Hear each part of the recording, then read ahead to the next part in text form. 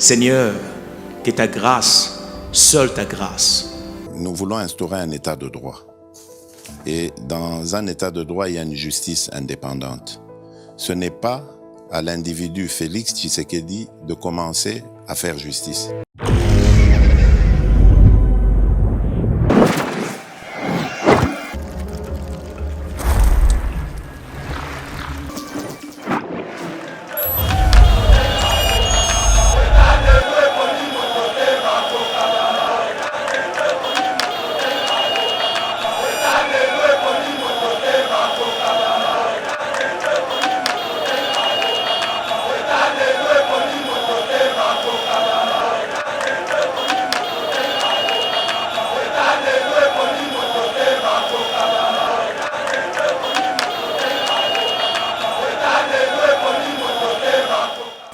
Mokonzamboka yambi 85 sénateurs. Après c'est binon moral. Lobby 96 40 va voter oui pour l'enlever immunité et le reste tout va oui. Ba interpeller Matata pour nos réactions salami na FCC. Fachazo sala partout le moyen pour écarter ba challenger à 2023. Oh. Ba interpeller Vital Kamerhe même langage. Vital Kamerhe a fait sa proposition à l'hôpital pour aller en prison. Alors ça tombe aussi bien que le gars fait dire que oui, à son en prison. Oui. Oui, alors en prison, à son en prison parce que non, Balobi a joué 13 ans de prison ferme. A joué 13 ans il y a hôpital. Bon, na komi ko banga. Komi ko banga, na komo banga même à ta présence avait bâti le côté de présence. Oh. Oui. Oui. Vieux Bahati, Oyo, Azouaki en plaît. Il y a peuple congolais qui est l'informateur. Ce n'est pas n'importe où Yazala qui n'a ou pas ça n'a pas le lot. Le lot n'a pas risqué de faire ça pour l'autre nanga il y a Didi qui n'a à Twitter le bien. Le lot ne se mange pas entrer, il vient au bango. Est-ce que écoute ça là, il l'a quoi n'a été au salami? Moi je crois que non, il va attaquer aussi les parlementaires debout. Parce que les parlementaires debout ont aussi des comptes à rendre avec lui. Pour lui dire que non, le parti n'est pas bien géré. Ça, on doit se le dire. Par contre, on va que nous tous qui pouvoir, oui, tous qui pouvoir. Mais les restes, aujourd'hui, il faut consolider le pouvoir. Il faut consolider le pouvoir de la division. Il y a pas de choses dans l'IDPS depuis longtemps, mais nous avons pas moteur. Nous avons évité que nous avons dans l'IDPS. Donc, sur ça, il faut que non, le président de la République, au point de vue d'abord, attend d'abord maison. Bonjour Bandeko.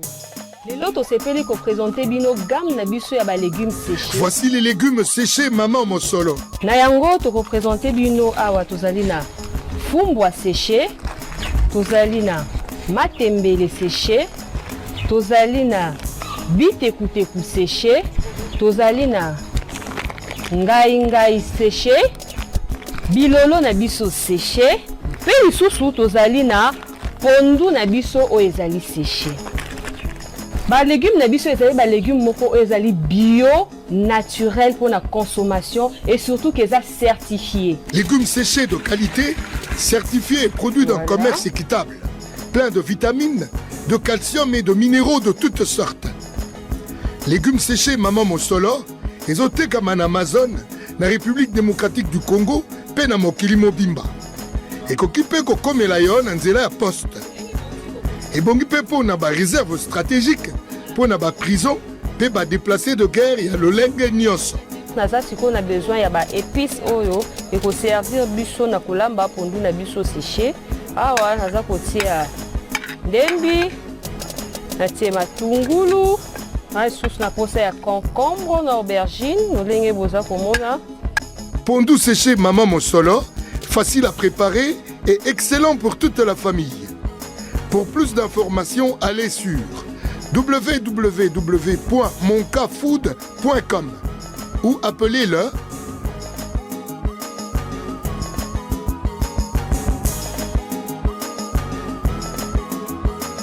légumes séchés Maman Mosolo et Lengue Wapi.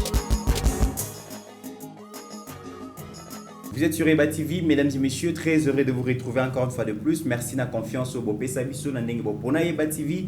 Pour na kozala informé, bokozala ka désuté. Merci na ba remarque, na ba suggestion na bino oyo bozali ko komise la biso actualité lelo. Toko le bela bongo refus ya ba sénateur ya ko lever immunité ya ancien premier ministre et compagnie, par rapport à dossier à débâcle à Bukangalozo, plusieurs réactions à Kinshasa. Et Yeba TV pe toko pesa bino opportunité boyoka pe ba leader d'opinion oyo to yamba bango lelo pe ba meka ko pesa point de vue na bango. Deuxième sujet to yebi que l'ancien directeur cabinet Mokonzi Mboka Vital Kamerhe procès en appel na verdict et pesa makilobi, il est condamné à 13 ans de prison ferme. Et d'ailleurs boyebi que liboso zalaki 20 ans peine maximale. Kassileux ali 13 ans, est-ce qu'ils allaient victoire pour ba camériste ou soit baza déçu et état des droits, est-ce qu'ils allaient procès politique ni bazali kolobelaka quand ils allaient vraiment la justice est rendue par rapport à oba congolais bazala ki koloba déjà to yebi que d'ici là parti na yeba se prononcer par rapport à verdict wana Billy Kambale à lobby d'ici là ba ko se prononcer est-ce que ba membre du gouvernement ressortissant ya UNC ba ko démissionner ou pas to koyeba yango na ba heure oyo ezoya. Et puis coup de chapeau na ministère ya EPC pa wapi toyoki que à travers un communiqué dans le mois de juillet 1500 enseignants bakokende bongo na retraite et puis 1500 nouvelles unités toujours à enseignants bakozala payer grâce à ba ressources engrégées après la première phase de nettoyage et fichier et service à contrôle et paye des enseignants suppression aussi l'établissement na ba agents fictifs. Mesdames et messieurs, dans le secteur et enseignement c'est depuis c'est après 35 ans que les enseignants batikala ko kende lisu sur retraite. 35 ans après, les enseignants ba komi ko kende retraite. Toloba te tokoloba lelo. Autant de sujets naebi ke ekozanga te. Alors pour parler de toutes ces questions, pour parler de tous ces sujets, vous voyez que influenceur national leader Gili Bokwala azangité azatoujoana na pointe, mais aussi docteur Henri Mayele Yelema yepe azali boyebi kaka soki auti nord abeti moi faux tour na kin, donc il faut les gars na Yeba TV biso pasteur Gilina no tokete mais bato bazobeta bakwenda futuka na yebite soki eza bango kaka to biso pete okende na yebi kete okenda pe kaka. Docteur Henri Mayele, bonjour, bienvenue, bon séjour na Kinshasa. Bonjour Mitterrand, bonjour Gili leader. Et bonjour Steve Condé. Et ça n'a c'est pour ça que nous commune à Kinshasa. Donc on a les Kiawate, ils ont quoi sacrilège. Donc il faut na mon abino, il faut tout couper, il faut tout solo. Viens mais tu que la paix petit espace. Ceux qui nous ont maintenant pasteur Gili, banato bando senga to qui ndegate. C'est comme si après Afrique du Sud, ba clouer biso sol. Bozana mo. Ils allaient. Bozana mo donc boza va bénédiction ba te belé pour vendre ba semble na pour na bino. OK. Parce que boza vraiment na ko ba attaquant de pointe. Donc, Boza, Batou, Tranco, Bakenon à front, nous avons besoin de la première position. Et c'est la prière à maman livre, na chadarité, hein? Atawana, ataso basambe, leader à l'oba que non. Priorité ngama. Donc, Bino vraiment Boza, vraiment Oyo, Boza na pona Congo. Très bien. Merci beaucoup. Influenceur national, pasteur Gili Bokwala, Batou Bazeli Mingi Balobi. Lobby actualité zalaki ya popela mais yo lobby bisosoki toleki seke likambo ezali esengela ki kolamba nanu bilei ya malamu to kopesa batu. Aujourd'hui on vous retrouve encore en bonne santé. Non, merci Mitterrand, un mercredi merveilleux pour Nayo. Salut aussi à mon vieux. Bonjour, bonsoir na bande konyo so bozolanda biso de partout. Donc kaka ndenge tolobaka tozope sabino information au TV5 opiate, information au Ataba France 24 ba opesate puisque ça c'est Yeba TV. Donc chaîne vraiment dont il y a des perles et des mers. Donc ndenge mabete au sentiment que notamment information sur les cas au somona ma ke ba imboka bavandi. Donc dans une salutation depuis Saint-Louis aux États-Unis, il y a couple Jean-Paul na mama Bijou et bango baba ipesa Nicolas Ndaya mbote ngabino Nicolas Temitera Ndaya. Voilà donc en tout cas bande de Saint-Louis couple rock ba ozela biso kuna oncle bazali bavandi maba bien en tout cas toujours c'est la bino zamba batela bino Antonin Bombo depuis la France vraiment tous en abisso ensemble. Moussala yango déjà tous to bandi. Merci na yone. Très bien, merci beaucoup mesdames et messieurs. Vous êtes vraiment sur Yeba TV, vous continuez à s'abonner, vous continuez à partager ma vidéo na biso parce que ezali chaîne abino. Alors na ko bandana docteur Mayele to yebi que l'affaire Bukangalozo ezali affaire moko oyo et lobami mingi to monaki inspection générale ya finance ko multiplier ma déclaration, mais aussi les sénateurs Matata Mponyo qui s'est batté bec et ongle pour na ko clamer innocence malgré des vaches système dans la presse à l'Obiazala qui n'a séjour Libanda a écourté un mot pour répondre, pour se mettre à la disposition et à justice. On parle des millions de dollars et Keika Kaboye volatilisé dans l'affaire Bukangalozo et population zaki na souci ayeba mbongo wana ya ba contribuable congolais et Kendaki wapi. C'était une bonne occasion pour nos sénateurs bala kisaki ba koki ko sala obstruction en justice conformément à la demande aussi la chef de l'état tanga yambaki bango. Mais aujourd'hui on constate que c'est un coup dur pour l'union sacrée. Les sénateurs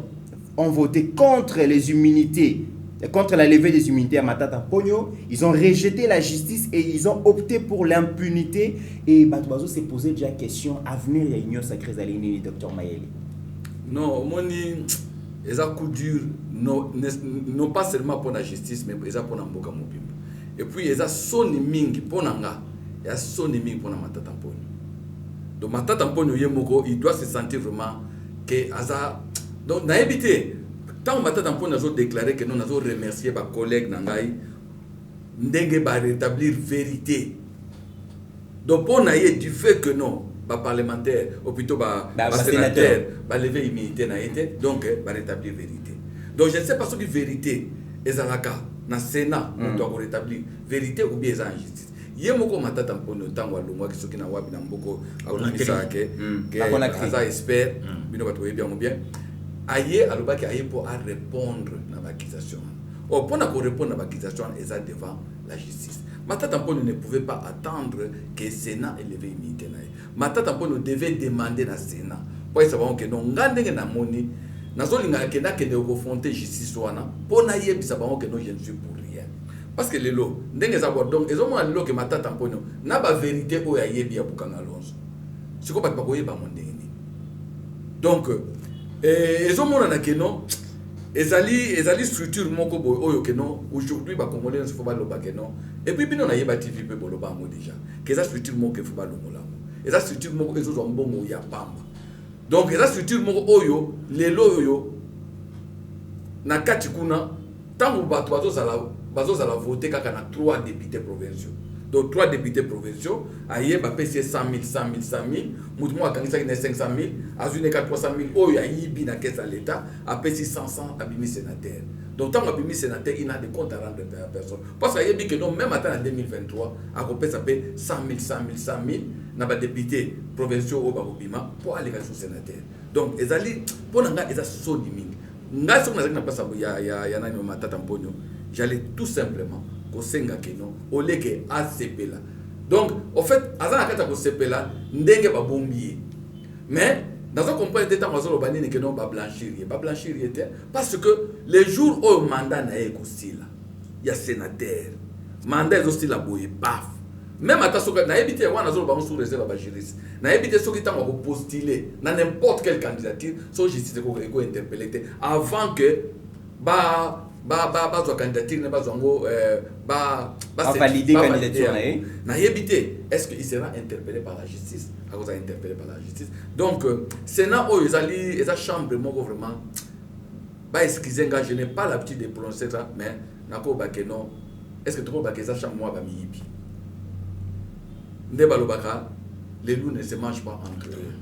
Bayebi que non, voilà. Les loups sont balobi que non, babenganani, wazaki kimbuta. Et puis dans tout ça, quand les gens parlent par exemple de l'échec, vous parlez de Kimbuta, Steve Konde Azola qui s'agit baba jouisseur bazali, Steve Konde Azola sende Kimbuta zobina na ena ba support ba fan na ya avec club. Donc bango tout wana, donc ce qu'on se sikoyo, otali sikoyo. Tant bazo par exemple des échecs à président de la République. Moi je reviens toujours na ba émission nyoso dans na bino. Na loba kutu na nga constitutionnalité. Maintenant, le bas que non, un jour, nous avons la débat na constitutionnaliste, surtout bateau bakenda ko sala constitution na biso. Oh, ils ont échec à fatité, ils ont échec à système autozana. Échec à union sacrée. Échec même à union sacrée, ils ont échec à système mondial autozana. Il y a système, il y a régime autozana, il y a mode d'élection na biso parce que aucun, je pèse mes mots, aucun parti politique attend à 2023, attend à 2028, attend à 2000 tout. Tant que tu as un système autozanango, tant que tu as un nombre de partis politiques autozanango, tant que tu as un modèle d'élection à ta parti monté en majorité. Tant que vous avez majorité, il faut passer la coalition. Or, tant que vous avez la coalition, c'est donnant. Il y a des personnes. D'où, et ça, le col est au cash. Cash, c'est qui INC na IDPS. Mais INC article qui indépendant, IDPS peut article qui indépendant. Au moment où on se passe au la président, on va attaquer le président. Au moment où IDPS pas maintenant bino Yeba TV, Pasteur Kelly na pointe, na yo Mitterrand na besoin de défendre l'institution présidente de la République, mais bande quoi INC va attaquer. Même si on est dans la coalition, on va ensemble, on va dire que non, c'est le bilan et le président de la République, il y a un bilan. Or, dans la coalition, nous tout n'avons. Docteur, pensez-vous que les députés, les sénateurs, les votants qui en ont conscience contre la levée à immunité, où il semblerait que, d'après certaines informations, $6,000 est circulé, qui pour la conscience, les sénateurs? Tout est possible dans les politiciens. Les politiciens, ils sont à côté de $100. Les politiciens, les députés, les sénateurs, ils peuvent vendre les pays à cause de $100. Donc, tout est possible. Et quand on rappelle que non, maintenant, on peut dire que ça a peine à Canada, ça a peine à bateau, parce que Chine a rendu à cause de le boko, Olive n'a pas de le boko. Donc, tout ça, tout est possible dans la politique. Parce que bateau bazawana, bateau tout, d'abord 80%, donc 50% de sénateurs bazawana, bazawa miyibi, ba détourner bon à l'État. Ceux qui bazar déjà 50. Très bien. Alors, leader Gili Bokwala, pour nous, raison ni sali que les sénateurs, baboya kolongola immunité à matata mponyo moko na bango pour azana disposition à justice toyo kaye par rapport à makelele o et salami na muyibi ya mbongo ya projet ya Bukangalonzo. Raison ni sali que baboya. Non, de comité na ya na ndaki na lobelo komoko ebimi na monoko pour l'autorité. Nakomi ko banga. Komi ko banga. Nakomo banga même à ta présence avait bâti le corps autant que présent Sénat. Oh, oui, nakomo banga. Pasteur Gili. Oui. Akomo banga sayo. Oui. Vie bâti oyo azwa qui en plaît. Il y a peuple congolais tomba noma qui est l'informateur. Ce n'est pas na koto ya zala ki nango o pasa nango lelo.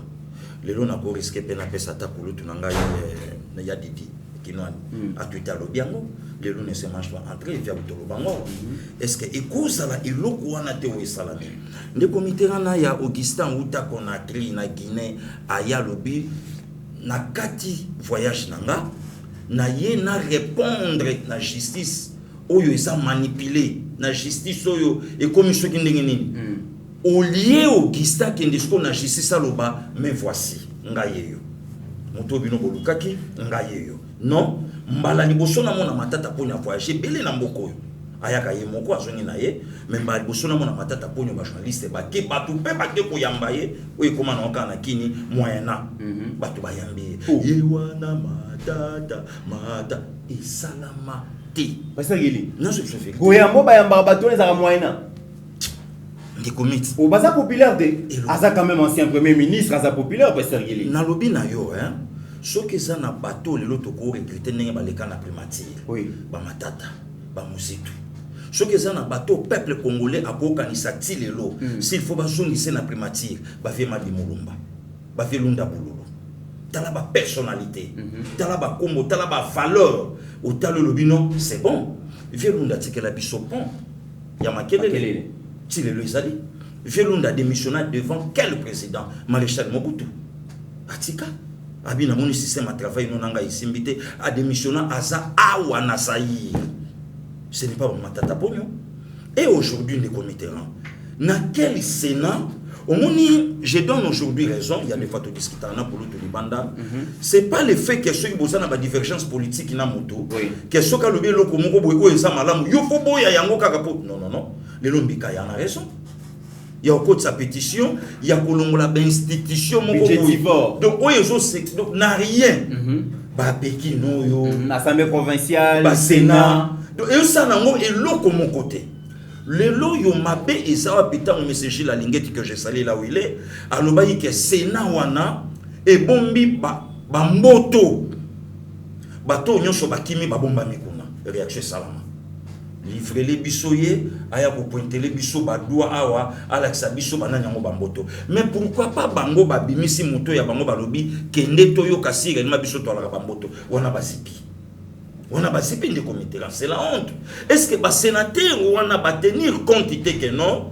Tout m'a tapé to kita Augustin vrai ou faux bukanga lonzo botama ki na moment où yozala ka premier ministre vrai Augustin vrai ou faux le bukanga lonzo et produisa et le côté vrai mais pourquoi pas au kende devant la barre on se justifier pourquoi et bimisa et le côté miti biso to bando yiba pe moi kala na palais mais ratiki moi 100 francs na yo baki yango parce que bakokanga yo kaka tomba ko cha damage pona ka so baki moi 1000 fois baloki kota seneto ta biswi nguba biswi ko taper signé au moi film signé tango yo bomisi mnogo bien mère pas vandi tango ka ko cha damage amundi ngo mais yo le otena na nzala te uzanzala tende oleki wa si ça bloque sécurité comment bukanga lonzo bimisa et le côté mais université botama mais il y a ka ko yibisa peuple congolais to yeba ndeko nanga Gel Kayembe que je salue place à otala ngana mama na bana a sendela message abi passer qui lit le Sénat fait la honte soni o salami lelo na Sénat na biso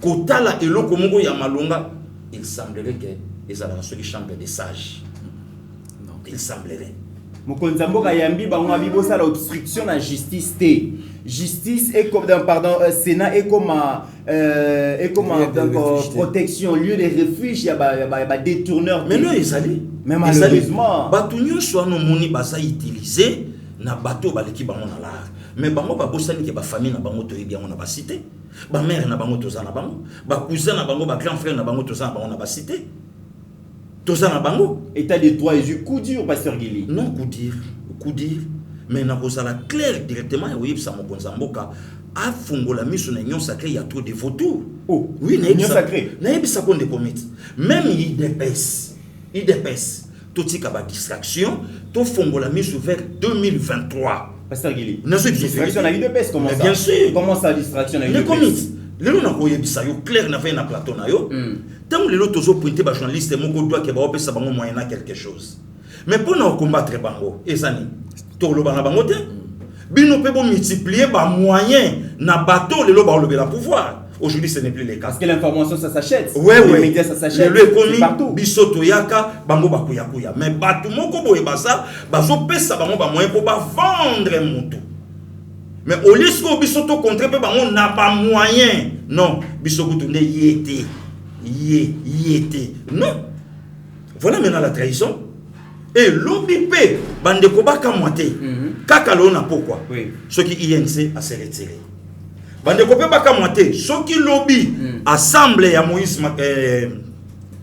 Kikatum ensemble et que bango pe babimi na bango baka mona bango te tout peut arriver na politique na biso tout et ba tout peut déjà ba bandaja ko déjà er moko ko fanda ko bonsaka déjà ba coalition ya 2022 et belé basa na chef de l'état ba hypocrite na ça clair au bango beaucoup de conseillers le lope ba tout autour à mon conseil ba ça pena yete.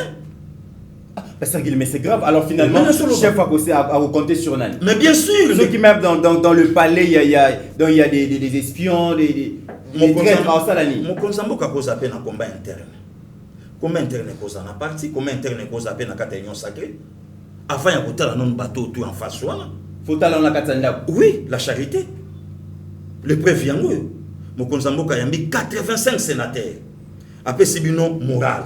Lobby 96 40 va voter oui pour l'enlever immunité et le reste tout baboui. Très bien. Alors, leader Azongi Paya, Dr Mayele, déjà dans un pays où la corruption est à la kibongo, vraiment sport national, il y a des acteurs politiques. Mboka na biso tozangi banzela, tozangi ba école, tozangi ba hôpitaux, tozangi ba infrastructure, des bases nyonso parce qu'il y a des gens au ba yibambongo ya l'état. Avec l'état des droits comme cheval à bataille mokonza mboka, biso nyonso to sepelaki. Mais makambo ezali koleka lelo boye. Est-ce que ezate que consécration ya Kabylie ezali kaka. Donc batu balobi oui à la gestion, oui à la mauvaise gouvernance, oui à la protection des pierres, des corrupteurs, des corrompus, mais justice c'est la égotique à la cosa les maté. Est-ce que mokonzi mboka azo mesurer déjà ba collaborer, azo mesurer degré à confiance sur ko sa ba collaborateur na union sacrée?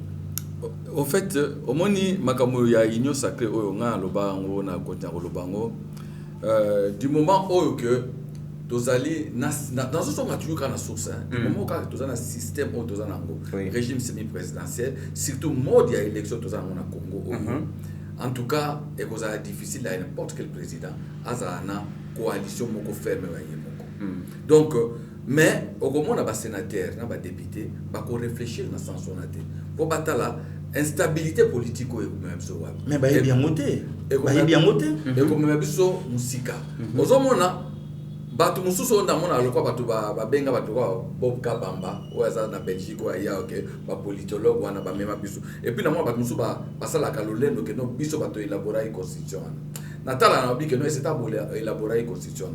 Botala ki stabilité ya mboka. Tala même ata eza mutu na opposer biso. Tala même ata instabilité dans la province. Instabilité dans la province ya mo pesa partout. Même ata na niveau assemblée. Même batu mususu baza oloba que non président il fallait dissoudre le parlement. Pour Aluka, attention à passer qui parlement. À une cas, ça a majorité d'infirmité parce que le système n'a mode d'élection est compliqué. Donc, faut-il compter dans Bango? Moi, je crois qu'il doit compter dans le peuple. Il doit compter dans le peuple. Attends, le peuple est lingini. Et là, on dit le peuple est là, besoin d'amour. Le peuple est en Zala, le peuple est en Maï, le peuple est en courant. Donc, ça a besoin d'amour. Orienter le gouvernement de façon que va réaliser le projet pour le peuple. De façon que, attends en 2023, le pasteur Guilia Lobi, il a parfaitement raison. Ngai na zolo bakeno na partie na ngai IDPS, mais maintenant sur la pongi. Oyebi que nous devons tirer des leçons na Oyo FCC à Salaki, na Oyo PPRD à Salaki, na Oyo majorité présidentielle à Kali Salaki. C'est quoi? Pardon, IDPS na kationate, IDPS bazo la pongi ndenge nini au moment où tozomo na secrétaire général azo sala tourner ba province pour na ko redynamiser déjà parti. Est-ce que yo mona au mona ndenge FCC ça ko redynamiser population, ndenge population za ko ya na urne ba ba chakini. Au mona ki PPRD ndenge nini ba za ko ya na urne ba chakini.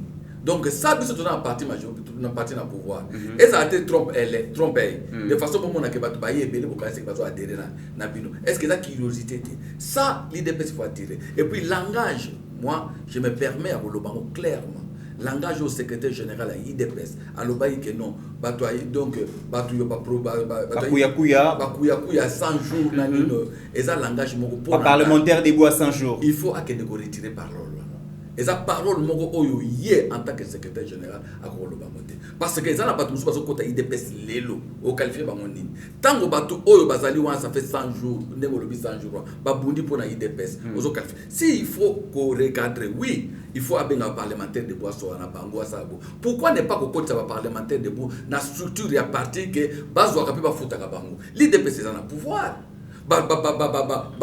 cadre IDPS bazo cotiser mbongo bazo cotiser mpona nani il cotise ça pourquoi na oka so ba $500 par mois mais pourquoi pas oyebi que IDPS n'a parlé permanence na bango ndenge za wana eza parti mo il faut kende okuti que non secrétariat général chargé na communication na même côté na za chargé communication officiel la IDPS. Vous comprenez? Ça, ce sont des histoires que nous, ndenge Guilia lobi na moment où au lieu que boaka mabanga et pas yabanani ou yaba. Au lieu que vous en avez un discours, il y a division, séparatiste. Il faut qu'on renire battre. Il faut qu'on le batte. Non, voilà. Nous demandons au bénévoles parlementaire de beau, au lobby pour structure sur les aliboués. Mais et aussi va péter dans l'IDPS. Pourquoi? L'IDPS est la partie des masses. Moi, je crois que non, il va attaquer aussi les parlementaires debout. Parce que les parlementaires debout ont aussi des comptes à rendre avec lui. Pour lui dire que non, le parti n'est pas bien géré. Ça, on doit se le dire. Par contre, le bac, nous avons pouvoir, oui, nous avons pouvoir. Mais les restes, aujourd'hui, il faut consolider le pouvoir. Il faut consolider le pouvoir dans la division. Il y a pas de choses dans l'IDPS depuis longtemps, mais nous avons évité que nous avons dans l'IDPS. Donc, sur ça, il faut que non, le président de la République, au point de vue d'abord structure, attend d'abord maison à balayer maison voire même à tabac collaborateur dans l'Église Pépé. Bino le quoi Yeba TV, ça je dois souligner. Batman sou bakansa que non Yeba TV za Église. On se comprendre. Mais Yeba TV ndenge za libo, et ça structure. Est-ce que pas Yeba manso que Église a foutu à manso pour aller dans Yeba TV. On se comprendre. Est-ce que parti tant que Guili parle, ou bien président de la République, tant que Guili a parlé, ou bien nous avons parlé. Mais pas qu'on renire bino, pas qu'on benga bino, pas approcher bino, pas que non, voilà beaucoup de la structure, pas qu'on libérer bino. Donc ça veut dire que l'UDPS c'est ça, géré quand Kaloko est en opposition, jusqu'à aujourd'hui, Bazol Bambongo est athée, malgré qu'il est parti au pouvoir, on ne paye pas pour la presse, on ne paye pas pour la communication, parce que les appels au Boma qui parlent est au pouvoir, le bilan, Boyaka, Makolo, Bamatine, Makolo, Bapé, ça va monter, alors qu'un parti politique est dominance. Est-ce que Batbayebi risque Oyo, Nakolo Balko a bino de besoin?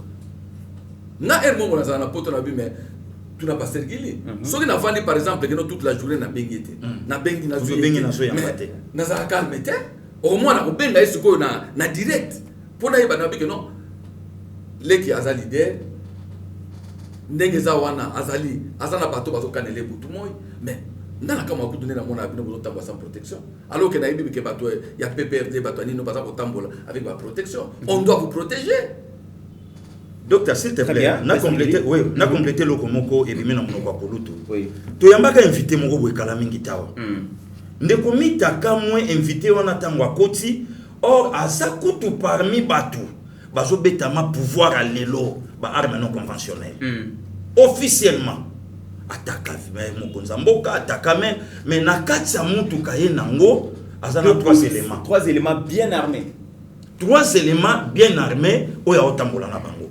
Tozo kamwa lelo docteur ndenge mutalungwa ki Kinshasa to yebite akomi na koma obengage alors parce qu'il en tout cas na komi awa mema ko mais yo komi goma ndenge nini biso ona katakini communicateur té journaliste té et le côté ake azo sasko belema place à ça kuna na goma atindelanga nga parce qu'il na diffusant alors que yo mutasa censé yakozala lelo esa yeba TV tokei tosali musala tozongi donc babiloko nyonso wana eza babiloko sikoyo na suka eloko ni ekosalama mutu sikoyo akobengo moyena quelque chose donc yo jina ye abengi yo orange oye asise yo apesi yo élément asise mai alors etika leloko wana apamba ndabwaki attention que na poubelle ou trouver d'ailleurs kutu bayambaka te nasana excellence moko docteur permettre quand même il y a des fois donc elobamaka navanda bwalukinga na bakanala batu na komina donc bazolengela bazwinga na seba matina nga na sincère lelo na benga ka dikosha souté parce que j'ai déjà pouvoir le ministre ayambaka souté parce que batu nyonso wana tozana bango yoko tolobi batu bayeba keno yeba TV ezalaka ya pasekili mais batu bayebi keno biso zo kabelema na présidence bayebi ke yeba TV a subventionné na ba institution mais okomona sikoyo ndenge to sa l'émission silence radio mais soko beti arme non conventionnelle et tu bango ki ba perdre banyo kota en tout cas kalamingi te to benga bino omoni il faut kalamingi te to solana bino omoni le lokutu ne sika ba autorité musuba sala même na respect na chaîne en ligne officiellement ba tu mususu moyen ba ya lisusu ate ba yebike eza chaîne à pouvoir mais mutazo bwa ka jeton ba tu ba yebike abeti yango yeba TV puis abeti yango passer kili et yebisanga aujourd'hui ce qui binemi bazui arme wana banjo beta babito yebisaka yo nini. Très bien. Donc, officiellement, Moutao beta jeton. Mais ça tombe aussi bien, docteur Mayele. Babylon, comme sous Olobango, il y a des fois. Tant Moutao, ça, l'apparition au public, tu n'auras pas conseillé. Ce que ça, un programme, le logo est Salifachi. Et ça, programme à 100 jours. Alors, les lorsque tu as les Kaofinga à 100 jours. Mais programme, le logo est Salim Konsamboka, à joie, moi, Kortinaye, et ça fait programme à 100 jours. Très bien. Mais parce que Guilherme Maramolobi, c'est très important. Au moment où on a déjà qu'il y a des traîtres dans l'Union sacrée, il y a des hypocrites dans l'Union sacrée, et il y a des gens au Baye qui adhèrent dans l'Union sacrée pour s'attirer couverture sur. Contre la justice, Aibike na Jiraki Mabe, na Zama Mabe, et Sengeli na Kota na Union sacrée, na se protéger contre la justice, et Sengeli quand même IDPS ba font la mission de Lobiwana, mais est-ce que Kabila a infiltré l'Union sacrée? Parce que comme on a battu le coup, déjà 80% est Sénat, ils ont composé dans les kabilistes. 80% presque est Sénat, ils ont composé dans les Jiraki Lobby. Est-ce que tu as assisté à la solidarité, il y a des mafieux par rapport à la gestion à lobby? Mais justement, des comitéran, et c'est les Kambwa qui voilent face te Batouba Hollanda Bisso. Et c'est les Kambwa voilent face solidarité dans le mal. N'a pas Sandaki Samoko, tu fais un kulutu na plateau, Mondi Basolanda Bisso. Va interpeller ma tata pour nous réactionner Salami na FCC. Fachazo Sala partout le moyen pour écarter ma challenger à 2023. Va interpeller Vital Kamerhe, même langage. Vital Kamerhe a fait sa proposition à l'hôpital pour aller en prison. Alors ça tombe aussi bien le gars fait dire que quoi, à son prison. Oui. Oui, alors en prison, à son prison, parce que... Non, non, Balobi a eu 13 ans de prison ferme. A eu 13 ans, il y a hôpital. Bon, tout le monde aussi, si ça, il y a ma tata au côté. Merci de comité. On se comprend. Oui. Donc, Basimba Moutoubou. Donc, Engelo Banini, FCC Batikadika na stylo, il n'y a pas sans chapeau. Chapeau, oui, Kokoka na stylo.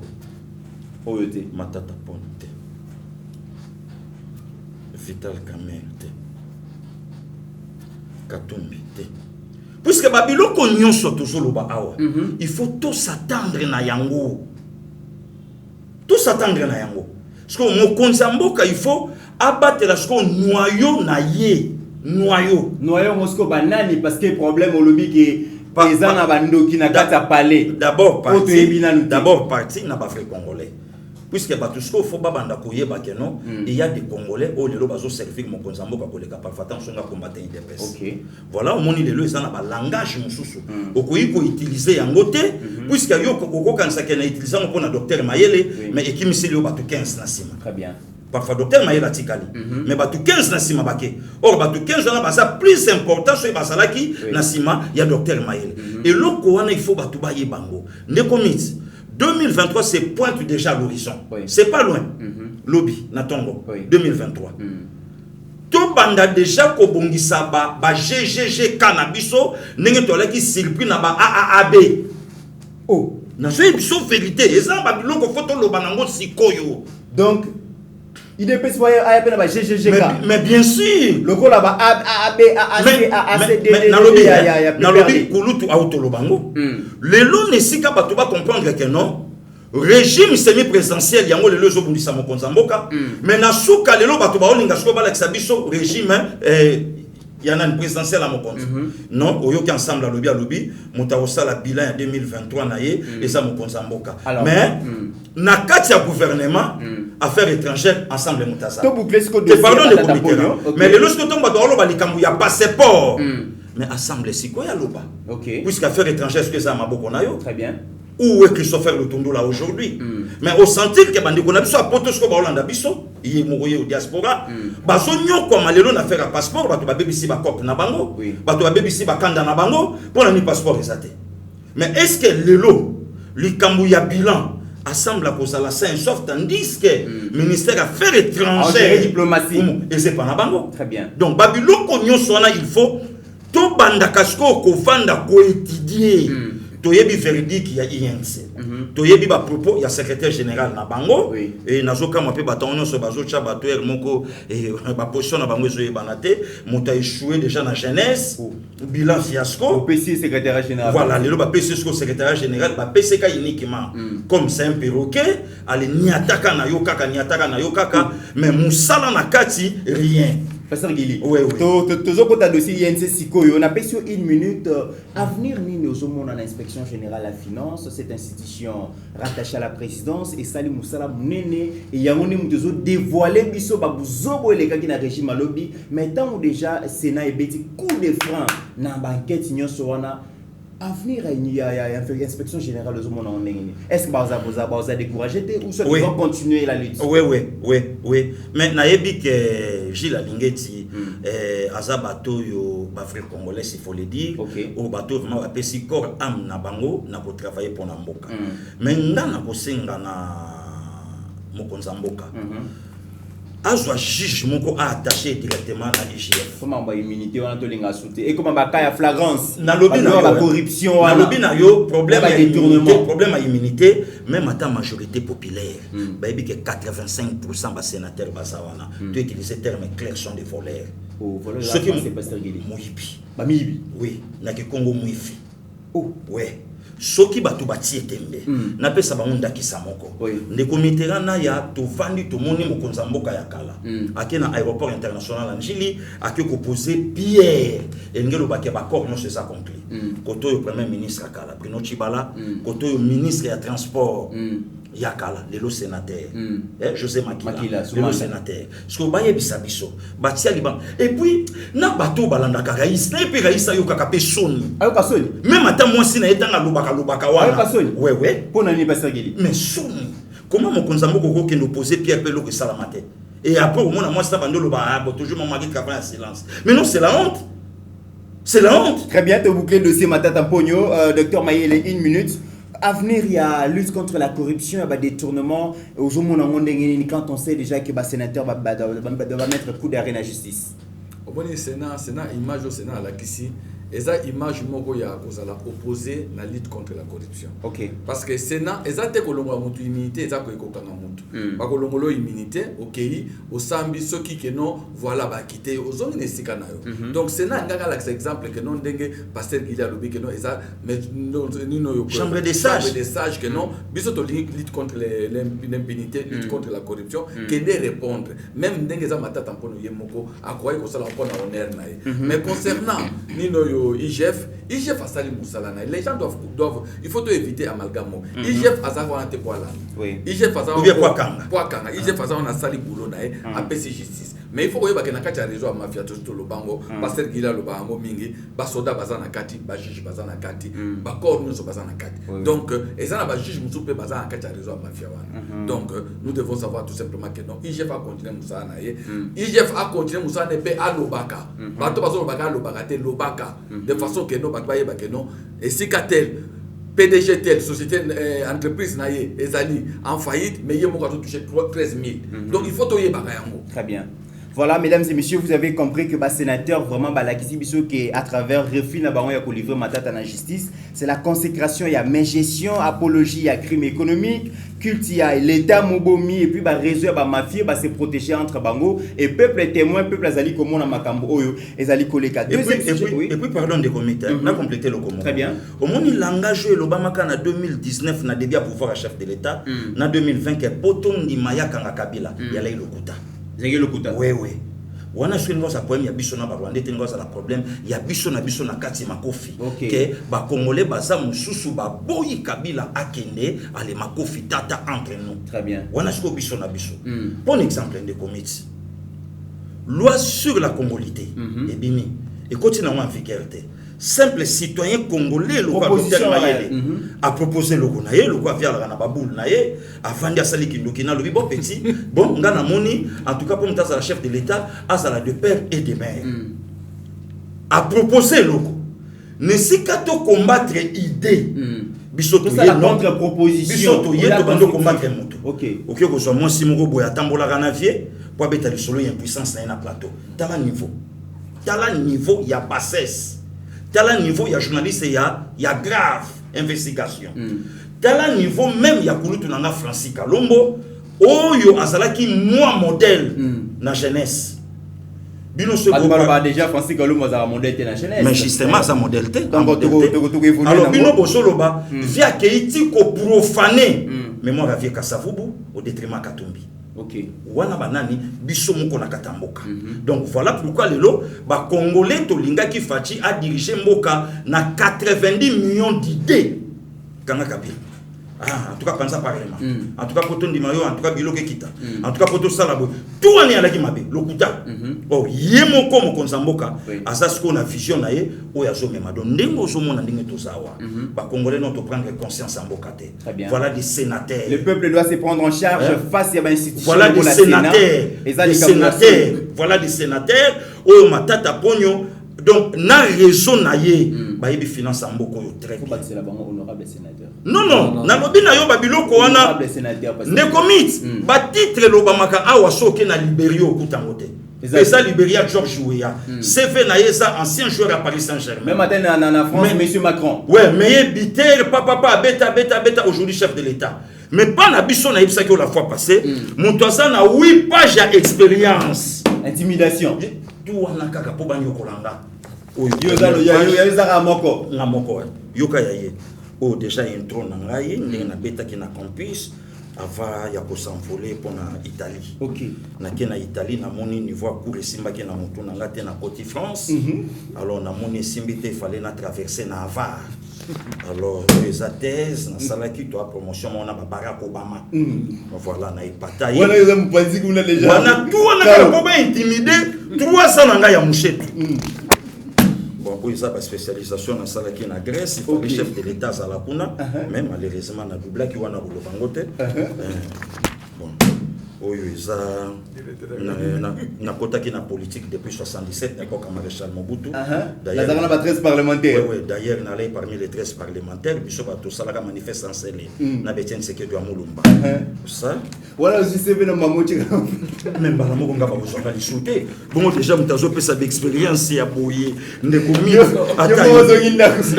c'est pas possible. Ngai déjà ngai moko na match silité mais na ebi na poli na zuka document na ngai na ke puisque mutu moko honorable bokani c'est suki wana excellence sénateur après comme déjà mutu moko ba titre ne bandi awa et suki tia we po alinda bolandi na deuxième ligne mutu moko mais expérience na terrain ya moyibi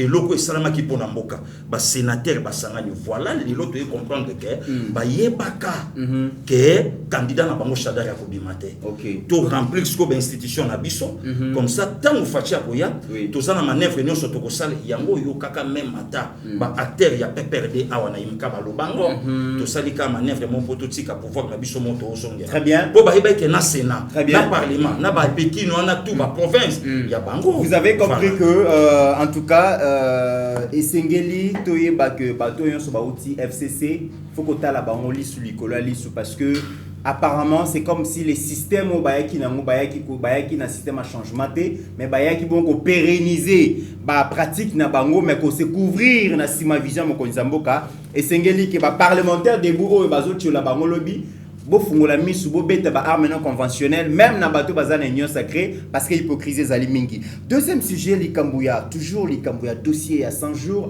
donc en cours d'appel à Kinshasa Gombe et rendre verdict.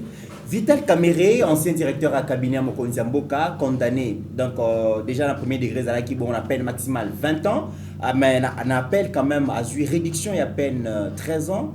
On a habité Dr Mayele, est-ce que la victoire pour Vital Kamere? Déception pour le peuple congolais parce que notre dossier à corruption est à peine maximale. Lecture dans les alignés. Bon, au moins, que non, juge va éviter les mamans comme la bango, c'est pas clôturer. Oui. Donc, Vital Kamere a un appel. Je crois que Hazard républicain, Andy Mike ça l'appel. Donc, Hazard a confiance à la justice en Boka Nabiso. Donc, accueilli, condamné. Mais toujours, pas commenter rebelle, n'a pas dit que non, l'accès au preuve que Vital Kamere. Aïbimbo. Mais et puis baba commentaire mo mingi na oka mo pe na bandeko na ya diaspora autovanda kana bango. Mais na koyesa bango que non omoni na poto moko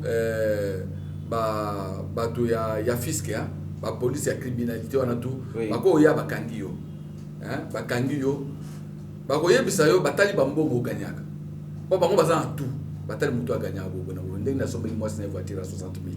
Donc train de vie na yo na ba bien na yo donc tout batali ba non baye sikoyo ezalité yo mutu okoye sa justice que non prouver nga que non nga na yiba kimbo te justice okoye sa yo prouver biso ndenge somba biloko. OK biloko somba ka mondenge ni c'est à toi maintenant à prouver la justice que non biloko na somba ka mobobo na tout ça. Il y a des histoires mususu ko bazo reprocher le Kamere à un moment donné, il pouvait aussi amener peu d'arguments parce que dans l'appel, bakenda nazo ba sous réserve ya juriste o koyana ba élément moko ya sika oyo ko sala que non ou actualiser le dossier mais selon des toyoka par rapport que non bato ba suspect na nino na tribunal ya liboso na appel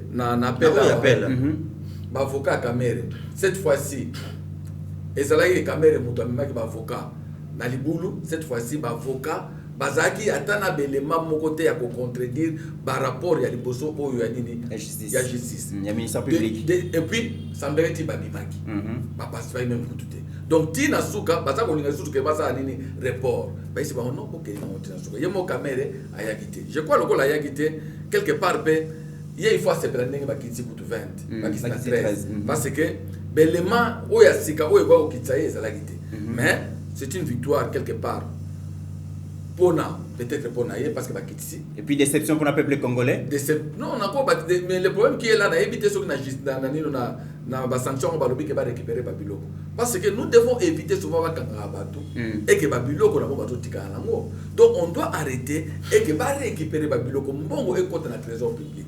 Donc ça ce sont des choses que oh ba bazo na pe que justice mon que non nda tel ba ke oteka on a vente publique ba lobi ke nda tel chantier tel oh ba lobi par exemple que non oh ya masaro que non azaki ne aloko le pa on ndenge leki na pasteur ya lobaka donc ba lokoti na ba pesi bokeyi ba lobi que non bazo teka le pa mombo ya mutu tel bobo na tout en vente publique. Tu veux s'attendre à la déclaration il y a parti parce que Billy Kambale, l'actuel CGAI, Mangele, Makasi, Makelele, partout, Likola, Bandaku, tout s'attendre. Est-ce que les membres du gouvernement, il y a au bazar, membre, il y a INC, va aussi retirer dans le gouvernement, tout va retirer dans le gouvernement, tu veux s'attendre à l'année. Tu y es politicien, tu y es bango.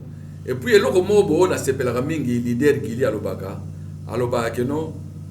Na détournement on a tout le monde quitté bateau parti ya parti ka bata famille ba mona ka bateau famille est-ce que bateau parti ba ko lata mukumba wana oyo ba mona ka ta inkate que mutu mo abimine dans l'inconnu akomi gombe na gombe mutu mo kwa zimbongo ezala ta ya mwana na ye donc parti na yebi ke ba homme politique na biso ba politique na bango mais c'est que eloko moko oyo que non il faut Billy pendant l'année de la déclaration de Moussous, je me disais, je suis en face de parlementaires de Boune Bafinga avant que na nouveauté, na ça autant mais différence des attentes de déclaration Billy Kambala na parlementaire de Boune. Na so mona on le voit tout de moko. Mais par contre, aux hommes parlementaires de Boune aux autres Gili Bachol et tout ça, parce que dégager savoir moko. Mais tant aux autres là tant que le président de la République à mettre fin à la parodie à justice, aux autres le président de la République à intervenir. Alors que justice est censée à l'indépendante, et à l'autonome, et à la politique. Pour la non, et l'autre mot on a tous ces pays en Guadeloupe, et ça au monde que non, le président ne calcule pas 2023. Aux hommes on chantage autour, n'a pas que Billy a ça les chantage. Tant que l'on a dit que est-ce que nous avons na ko okende na kuna na Bukavu na lobani que non na loba malamu ya gouvernement en place soki mokozi na ngaza na prison et ça chantage vous comprendre et ça chantage au ça na juge très bien donc loko wana ezali que non soki président Fachi azalaki mutu mo azo la calcul à 2023 les lots ndenge ezali boye caméra ngaza libanda parce que n'oublions pas caméra za leader côté azana batu na ye mais président Fachi atala bi que non etalingati. Il y a des secrets où le président aurait posé à 3 reprises quand même question. Est-ce que Billy Kambo? Est-ce que Billy Kambo? Est-ce que Billy Kambo? Est-ce que Billy Kambo? Non. Très bien. Très bien. Influenceur leader Gili Bokwala, Oyambaki verdict en appel et Vitel Kamere Ndengenini. Donc premier degré 20 ans, en appel 13 ans. Vous allez leader, vous allez parmi le peuple. Réaction des alignés. Non, des comités n'ont pas eu de vérité. Et ça, quand on a dit ma vérité. Vérité, ça va. Na zonga mwasima na zana yene na plateau et monde Zolanda biso. OK. Lelo autant le secrétaire ya INC azo ko interpeller na mokonza mboka que à mettre fin na ba blague ezo salama na justice. Mais azalaka tozala na ye na so de mouton o ifongwa milelo na miso mokonza mboka bazo yembela directeur ya cabinet ye wana muyibi. Billy Kambala lobani na changu. Wana peuple mukolombongo yebongo. Wana peuple. Mukolombongo yebongo idepeste. Changu bakolo nango bakanga kuna. Avandaka na Gombe mais abandaka marche na changu. Nani wana yebeli susu Pasteur Gili. Nana afandaka na Gombe abanda marche na changu. Niti na lobisage souté mende na yokaki a souhaité ki mokonza mboka joyeux anniversaire. Pour lobisage souté nani wana? Oui, a souhaité ki mokonza mboka joyeux anniversaire. Abengaki a souhaité ki mokonza mboka. Et pas benga. Abengaki a souhaité ki mokonza mbota mayela. Martin Fayulu. Natangi komba batete niti na lobika. Ti ngana bi yoza Martin Fayulu Pasteur Gili. Na lobika mit. Na lobika ka souhaité ki. Ndeko naya. Billy Kambale le loko lobanine directeur à cabinet à chef de l'État. Abengi presse tepo a expliqué bango makambo pouvoir autosuisika. Ma bengi presse sa bango boya kotala ndé na olatsa mwasi na chaneta diama. Na pays pauvre na Bukavu nzela ezate bazolandanga Walungu Natal na Walungu Natal liboso ya lupangu ya famille nzela ezate soki mutachete mbayi bisanga keno en tout cas passer gili okosi makambo zoloba na Walungu nzela ezate liboso lupangu ya mère nzela ezate mais a bengi presse boya quel niveau ya folie botala nina on latisa mwasi chaînette à diamant et loko na bengela voilà et loko na bengela binoka yango wana ndeko mit mukomsuku tunafe na chombo tozo discuter ayebsinga lobi abi petinga wefe alobi soki nga na lai procureur bandaki balanda ba invité nyonso bazala na fête à mariage babanda kotuna mutu moko ochaki combien ochanga fait ça mabi oui et salamaka mbala liboso na monde mbongo ekota koleka fête à mariage à William mbongo ekota koleka fête à mariage à Lionel Messi. C'est des couples bastards ndengeni. Na yebite, moi ça laisse à Koloba. Plus de 800 et quelques mille dollars, 33 000 euros, 5 jeeps sans compter des bijoux. Et puis maintenant Kabongo. Et puis quand mon mari il trop boulot, et puis ça va s'occuper dans on ça. On dit à mon tezo tonga papa tout. Bon, si monsieur l'innocent, tout le monde est bâti short, hein, libérer monsieur l'innocent, alors les neveux. Mais c'est qui? Gombe la Gombe. Hein, voilà. Les neveux le plus riche de la alors les neveux. Et puis, et là, on a le passé. Tout ça dans la diaspora, tout ça dans bango, tout ça dans la bango. Bango baby passe à facture, bango baby passe à mbongo, bango baby passe à parking. Tout vandi boy monta mon kwe bimi, montazo sangisa brique à mbongo. Donc, ndekonaya, ngana lo bakutu ke, merci le la justice, alongoli mwambu la sambo 7 ans.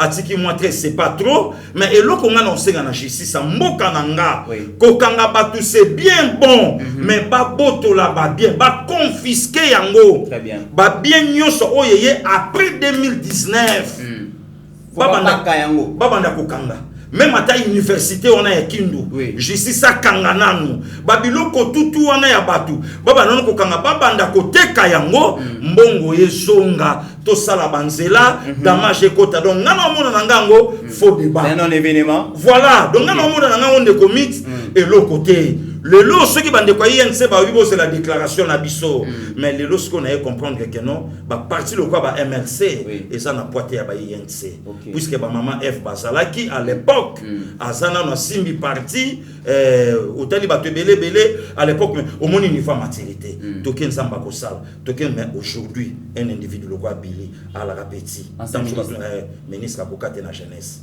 akokate na futa if beaucoup la so corriger moi côté na ba gouvernement warrior les alagité akokota na lobby bato le quoi ba Billy Kambale ba komi ba ministre merci la coalition chancelier Kopamba na niveau na ya boza jamais ministre de la République et puis il y a un moment donné na ngambo kuna ba kifu kaka il y a un moment donné on a siliki bato wana bazo fimbisa ba CV na bango pour rien or ba compétent baza ba mari c'est le kito wana ba yali mutu so il va pesa que jeunesse ngo travail à moi si ba RM ba yali ozu ba kulutu nga ba Jean-Louis Chimbalanga ba yali donc so mona make ba compétent au pesi mutu ba vie nga ba docteur Ilobo sa mama Sandra bazali mais pas des ministres comme de Billy Kambale. Très bien pasteur Gili, en tout cas ba mauvaise nouvelle les alaki mingi Sénat et pesi bino muté ma pasi caméra et tout ça.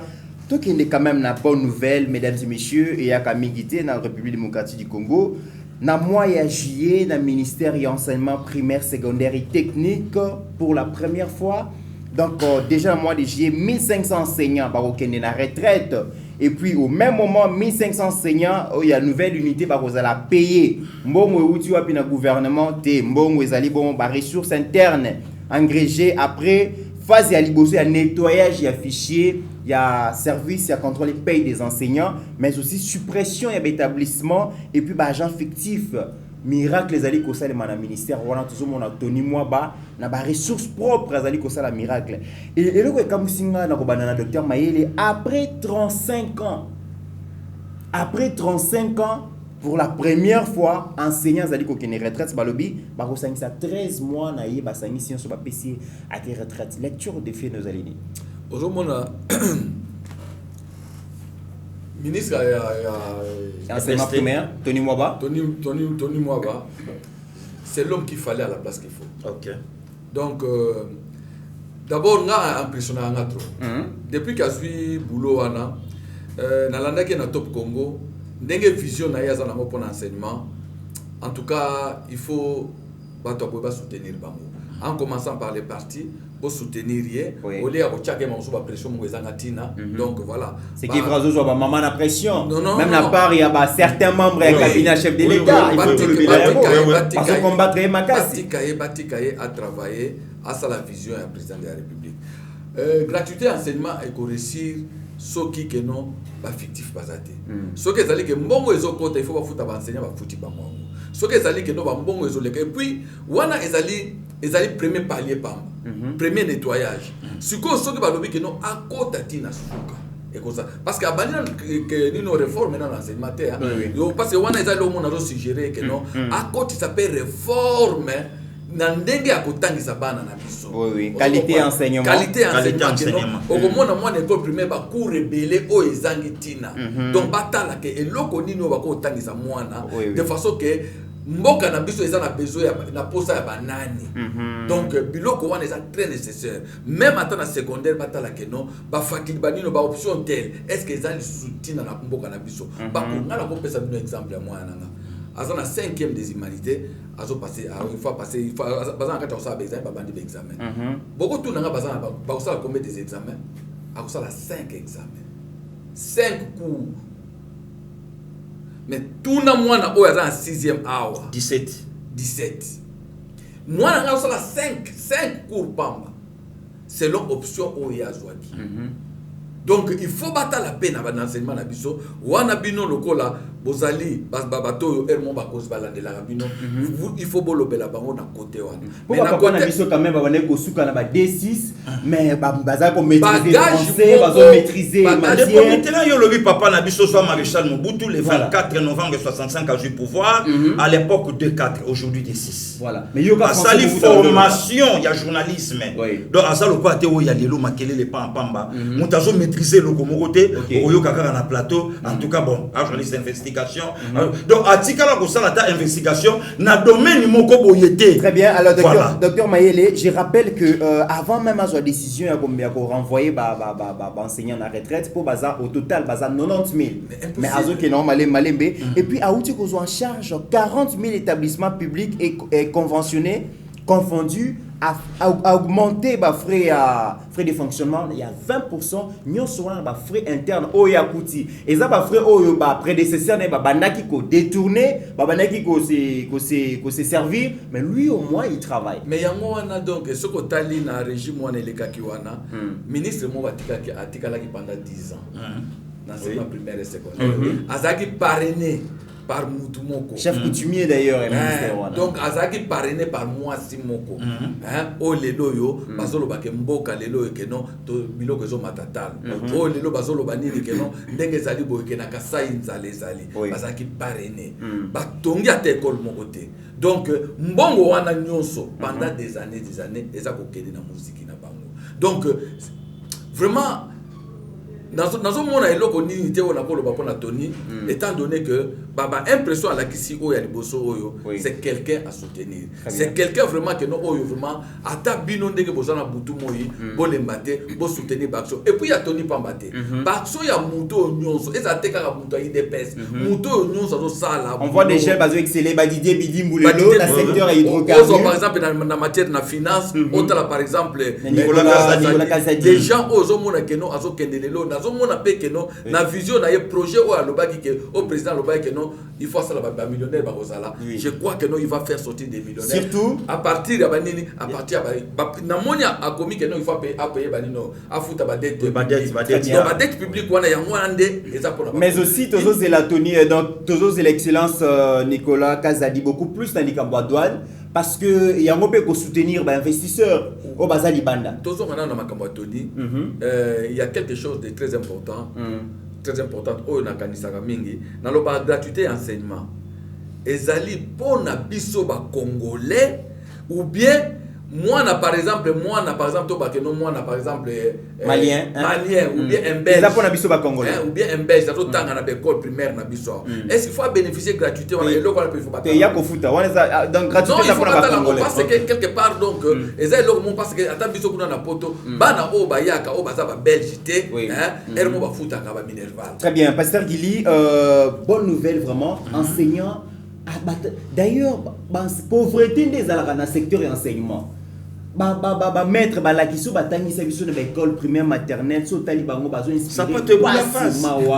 Azoko wa okene retraité 90 ans ça wana parce que moi ko futa mbongo ezate mais le lobo ba ko sangisele dans un premier mois 13 mois dans un premier temps 13 mois na ba pesier à qui retraite ba OEP ba futa ba monter ba NI wana ba ça presque estimé à 70 000 ba koti graduellement pour que makambo ne soit la résolu tant vous allez koyoka ba makambo ya boye pasteur Gilio le bini non de comité na ya déjà kuluta utoloba oyebi bato lokola batoni moi baza bato foko betela bango maboko eza batoni moi eza ba Gila Lingetesi eza ba Sylvain Kalula eza ba Didier Boudimbo eza ba Mama Gisèle Ndaya eza ba Gilwando donc baza ba kobeta maboko ba ministre ba DG wana mit kanga parenthèse ba olandanga bien OK ba longola pe ou soit ba étudier bato baza tout autour na bango pour la communication na bango tolobika te yeba TV elobika te que non passé Gili mais banani oyo che tout autour na yo pour quand même ba vendre musala ozo sala oyebi ba comportement ya ba maître Tony Mwaba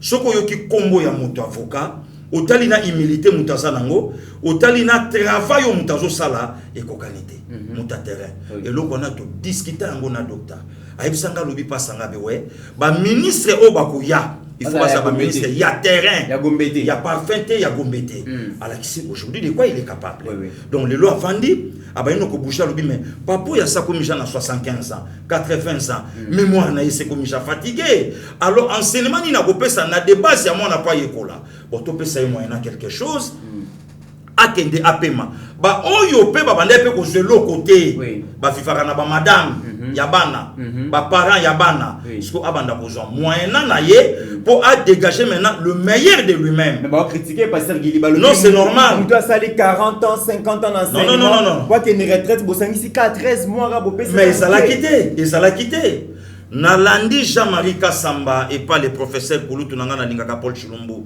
on a opé Sambote Ache contre mire azo parler na likambu il y a gratuité de l'enseignement et le banangwa ta Kouloutou Nangayi à l'époque au gouvernement ça qui dirigeait na bango 65% gouvernement et allait na maboko na bango mais azo critiquer gratuité oyo bango balaki na monopole et puis ministre titel asala ki ya bango voilà donc des comités aux hommes na lo bizarre mais les lots aux quand même mutu oyo a etalaki nudité ya prédécesseur na ye yemo kwa ye abandi ko sala makambo to yoka yango te pour bref likambo de comité mieux vaut les débuts que les alaté mieux vaut ko banda et ça coûtena me pesa la bongo non to banda na te zela et ça coûtena me bandeli et ça coûtena me bandeli donc c'est quelqu'un de terrain oh le là ça vraiment na besoin soutien non seulement il y a parti mais soutien il y a peuple congolais va soutenir maître Tony Mwaba na démarche o ya ça oyebi que tant on a oki likambo il y a ministre moko boye éternel ministre à Sala 12 ans oui na EPST via Bosani to sala pe na éternel ministre na mine à Sala 12 ans donc kotoyo ceux qui ministre na ndenge na yoka il semblerait ceux qui payé bangombe akena on a Congo Samba basaleli pendant ko ferme mère papa yeba bengi tango ke kuna tala besele yo na EPST o kufa kuna lokwanga na sali donc donc kota na ye kota donc aloni ministère tango gouvernement ezo salama yo talaka mère asagani EPST boye ba ki alaka ya ngai merci maman Pasteur Gili maman pesa komba bi kaka o ya sayi wana ministère eza ya maman ministère ya république sikonde komiti parmi moto ya sala plus de 10 ans na EPST sala le côté akenda mais le boko na sala ki tilelo azo zwaka empire o basalaki baliaka bambongo na bango donc carte visa wana pesa système à carte visa mususu na lobi na yo makambo on peut carte visa na bango za ki na 50 000 balles tous les 3 ministres passés même ministre na bango est toujours na EPST le boko na bango na kati bato bongo il faut passer la campagne de diabolisation contre maître Tony non seulement ka bata bongo même ata les conseillers na otolanda dernièrement mon konsambo kalobi na bango même ata au justice ko yana ba trafic té ndeko mit ba kolo pouvoir yo sa ba biso ba passer peuple biso peuple naliaka na nga rien. Très bien. Mais na supporter adora. Ok. Nga isifika na boma fi bokande no to boma elobi. Ok. Amnangese. Mesdames et messieurs, vous avez compris que tu as commis vraiment na souka ya émission un petit message na ba province na biso makamozali kotambola te décentralisation zala ki pona ko rapprocher administration peuple na peuple pona ko booster développement mais autres zali comment na oyo ezaki improvisation ezaki décentralisation moko non préparé conséquence mbutu na mbutu assemblée provinciale bazali ko sala yelo côté musala o bazo sala kaka conflit entre ba gouverneurs na ba députés provinciaux yango zo sala ki ba province etambola malamu te il y a 15 gouverneurs déchus ba benga dans ba koisa ba mona ba assemblée provinciale ba musu baza retenu na Kinshasa pas ces amis na ba province parce que ba gouverneur bazo sala musala te conflit entre gouverneurs na ba assemblée provinciaux et assemblée provinciale j'allais dire pardon ils ont permettre traiter à ce que makambo ke ndeliboso tozo senga vraiment na ba konzi ba meka kota la biloko wana parce que développement ils en province sinon Kinshasa toko yamba bandeko nyonso bazali bongo na ba province toko kokali susute bo créer ba conditions pour que na ba province bat batinga la pona basala musala pour que Kinshasa toza la paix inondée et c'est la responsabilité il y a congolais nyonso parce que la question du développement est la question ya mokonzi mboka yemote chacun doit apporter sa pierre à la construction en tout cas toko mina suka docteur Mayele to pesio maloba pona ko clôturer émission ya lelo. Bon, Mitterrand, merci mingi. Na clôturer émission na point où soulever à Souka Oyo. Il y a situation sociale à la province na biso ndenge. Il y a situation sociale à la province na biso ndenge. Crise écoute partout ndenge za l'écoute. Autant que moins plus de 15 provinces. Donc ce côté liba conflit autour des okota tout dans autres nous savons toujours na monde il y a élection na biso, na constitution na biso. Donc il faut à un moment donné batala ndeli bako ça de façon que ba crise écoute sur la région na la province bango parce que ba député wana tout musa na bango ezali que nous soki président gouverneur a pesi bango bango te bako sala ba motion. Pourquoi? Parce que il n'y a pas une coalition homogène, il n'y a pas un parti politique où ils sont majoritaire dans la province ou pour le bakeno biso batozu province oyo et que candidat il faut un candidat na biso. Donc one est le mot très important. Donc il faut batoyer bayango au lieu que batwa kriaka que non zala izaka na Kasai alors que zala Kasai wana bandi les lotés et bandi il y a c'est là plus de 10 ans. C'est comme si on est en train d'envoyer d'une façon indirecte la président de la République ou que non kende ko bongisa Kasai na yo. Alors ngai pesi ko na moni que non le quoi peuple non na ko ba nyonso batumi bazo ba que non Kasai izala nzala alors que banda iza belé dans 5 présidents de la République a s'occuper pekuna que lobby va traiter que d'un tribaliste. Ba lo baté que atali ka région na parce que aujourd'hui c'est tout le monde. C'est comme si la région mususu ezali bien. Donc na profiter de l'occasion pesinga pour na saluer famille nanga mbandenge tikali kuna donc ndeko nanga Nico Kitumbu zwa David Mukeba donc voilà Pichu Mulumba bombastique Gisèle Ngwala Tebo Ani Dibou Nicole Dibou donc Sylvie Mulumba na Ani mwasi ya ndeko nanga Zadio Mulumba Doudou Nkuna na féliciter Mavinga, bonne guérison surtout na likama oyo komela kiyo. Merci beaucoup Dr Mayele pour te comprendre que mbote wana oyo bambote pesami wana en tout cas bambote futa ba billet d'avion eza mbote awate. J'espère qu'il y a pasteur Guili et gozala ba mbote oyo futa ba 207 pasteur Guili vous avez la parole. Oyo futa ba vieux il y a Junior. OK. Il y a Junior s'il vous plaît. OK, pasteur Guili conclusion pour l'émission lelo. OK. Ndekomiti merci aussi na docteur Mayele quand même na humilité na ye kozana biso na plateau merci na bino bandeko nyonso bopetai quand même atoyi na bino ya koyoka bato pamba ndenge loba nango ya nanga de la patrie ya papa chéri bato pamba donc tozaka bingongolo ya pamba bato tolingi Congo nde bato tozo sala ke to la tsape bolingo na biso nazo présenter ba condoléances nanga na trésor impa donc nazo ki message pa chuda donc nzambe abondisa mitema na yebike mama kufia na mboka tango zo ya to kutana na ko accompagner yo na ba démarche nyonso pour mona que c'est la famille kimia aussi na basarambo yi place bazana ba Montréal nzambe abatela bino nzamba batela oyanga famille kabe ya place bazana London zanga mbongo zana bato ya Martine Magili ya Adam Flo et les enfants nzambe bomba bino c'est à depuis Molenbeek na bana na yebike kimia ko les alikolo na bino donc voilà, nous on est là, ce qui est en zongité, parce que Sylvie Wayengo tozokuta na biso na kin, batati lokusa, donc voilà, on est ensemble.